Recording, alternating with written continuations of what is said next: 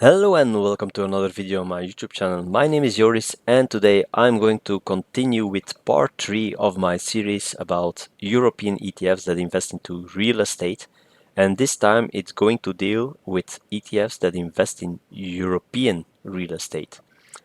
So I'm going to go over this quite fast because I know I already said it 2 times in the previous videos. So you can buy your own house, you can invest into other houses and rent them out, or you can invest into stocks or stocks from ETFs or funds on the stock market, and then when it's actual stocks, it's a REIT. When it's a fund, it's a real estate fund, and when it's an ETF, it's a real estate ETF, an REE. And these are the ones that I'm going to discuss today.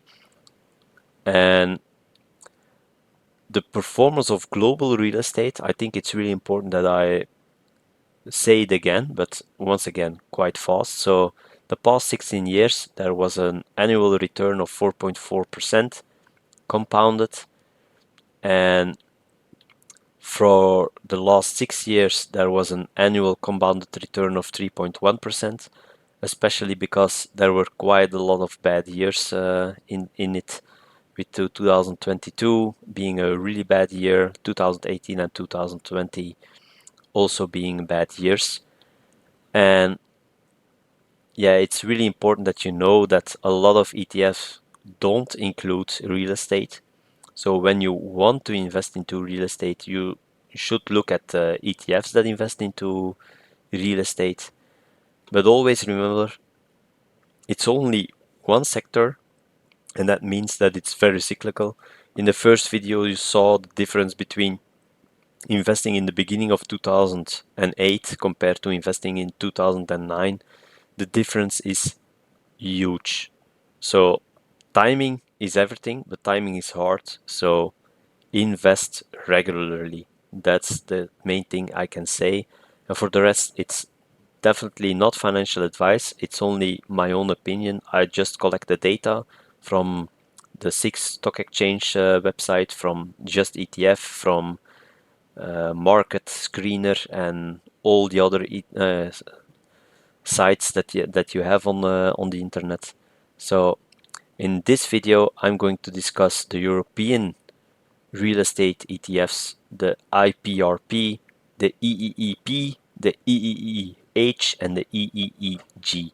And those are really annoying ticker symbols, but they are what they are. And then, yeah, I'm not going to rename all the ground rules of the slides that I'm going to give for the different ETFs. As you can read it, and I already named it 2 times in the previous 2 videos of this series. But the main thing is the performance is always corrected towards the Swiss francs, because I think that's the most realistic thing to compare the ETFs towards each other. So when you look at the ETFs and they have a different performance, just look at the currency where you are viewing the performance in, change it to Swiss francs, and you will have more or less the same valuation. So it's also the data from the end of the trading day of the 28th of March. That's also really important that you know that. So let's go on with the first ETF, and that's the IPRP for this video. And that's the European Property Yield UCITS ETF from iShares. It's an Irish one with a total expense ratio of 0.40%. It's noted in Swiss francs on the SIX stock exchange, and currently it's currently on the end of the 28th of March in 2024. It's 27.82 Swiss francs. The currency of the dividend is in euro, and there are 60 holdings in this ETF, and there is almost 1 billion invested into this ETF. And the past year, and you will see this for all European ETFs, the past year the performance is quite high. But the 3 years and the 5-year performance are then much worse than the global ETFs, ones that we discussed in the first video of this series. So also important, when it started 2005, so it lived to see the day, the years 2007 2008. So once again, really low performance of this ETF in the past 19 years, almost 20 years. So if you look at this, yeah, it's not great, but if you look at the numbers from 2009 onwards to now, with a rise of more than 200%, yeah, it's a different thing. So timing, as I said, is everything. So timing is hard, daily cost averaging, and you know that I hate that. So continuously cost averaging, that's the way to go when you go into real estate. And actually in every ETF that you start investing, so a global ETF, consistent investing, consistently contributing to it, that makes the fact that you will win on the stock market. 4 dividends per year in March, June, September, and December, and a dividend yield of 2.60%. And yeah, here there is a quite discrepancy in June. There is a much higher dividend value than the rest, and that has to do with European way of giving dividends out.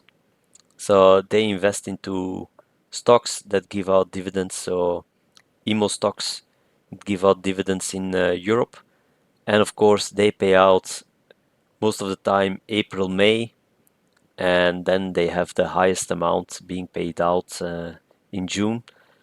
So the previous ETFs from the different videos that I made in this series, they were more evenly distributed. I like that much more.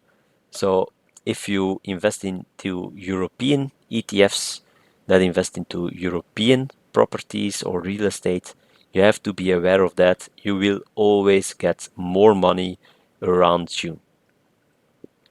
Then we have EEEP, total expense ratio of 0.42% of this fund from BNP Paribas, and it's EPRA NAREIT, so also like the global ones, but this one is then developed Europe and not the complete world, the developed world, like the two ETFs from the first video that I made in the series.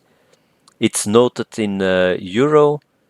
The dividend is also being paid out in euro. There are 107 holdings in this ETF and only 44 million invested into this ETF. The 1 year performance up 20%, but the past 3 years and 5 years down around 26%.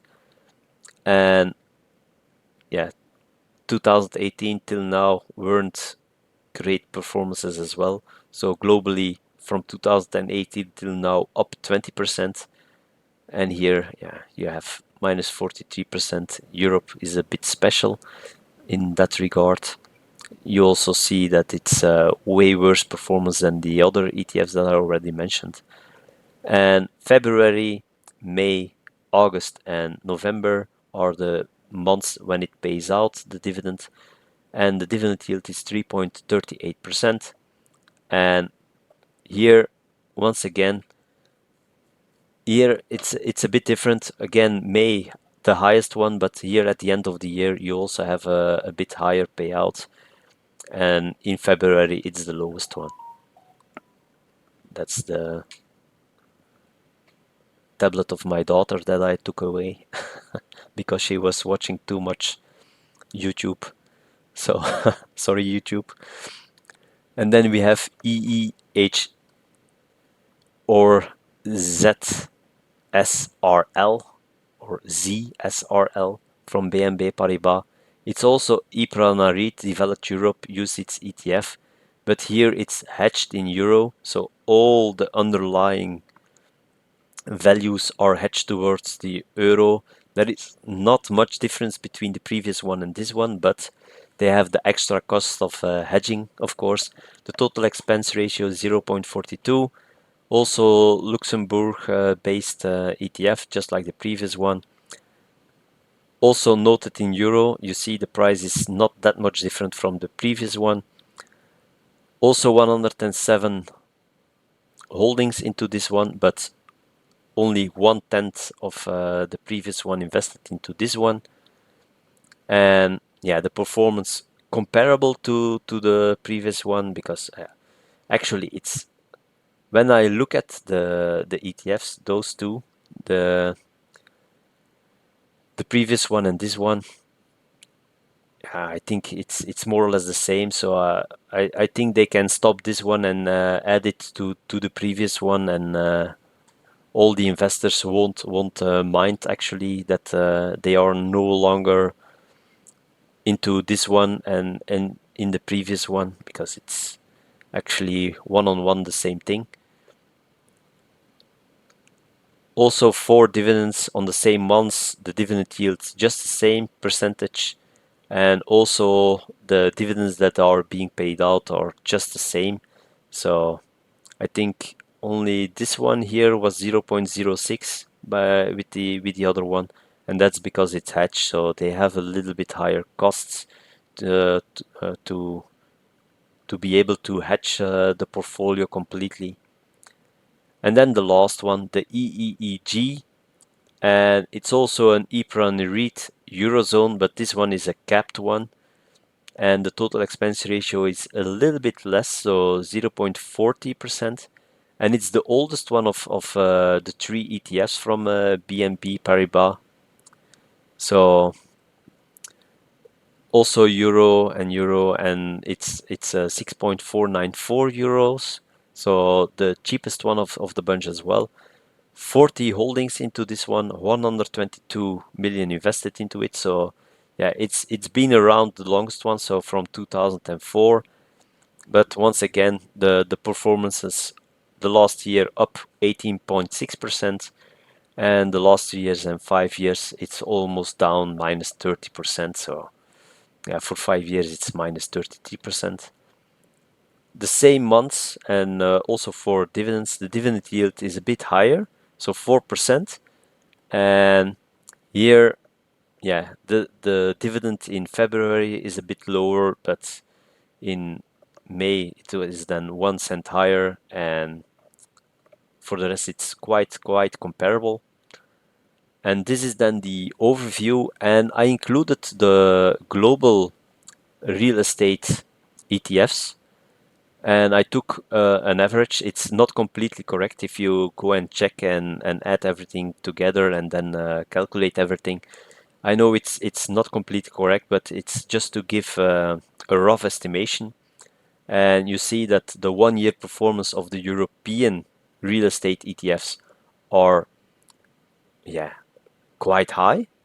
But when you look at the 3 year performance and 5 year performance, I would rather have invested into the global ones, because rule 1 of Warren Buffett is don't lose money. And if you lose 31%, or even in the EEEG one, minus 33%, you lose 1/3 of the value. The year after, when it goes up 18%, yeah, you need to go up 50% in order to be back at 100%. So they are long from the point where they need to be. And as a European, I'm a bit disappointed about how this sector is actually performing here in Europe. So, and then the global real estate sector as a whole, how they are performing, the 5-year performance. Yeah, we are not going to get that, of course. It's calculating with averages over the whole year, over the whole world, and how they performed in the past years, the past 5 years. And in 2019, the market performed quite well. In 2018, there was negative return. So yeah, the 27.73% is of course quite out there, But if you look at the rest, yeah, the European market is definitely underperforming, so be aware of that. If you want to invest in it, remember one of my rules: consistent contributing, so that you even out your cost base, and then when it rises, you are quickly above your original investment value. And with that being said, I thank you for watching this video. I hope yeah, you get some ideas now in what ETFs you want to invest. Hit that like button as well, it helps out the channel enormously, and see you on the next video on my YouTube channel. Bye!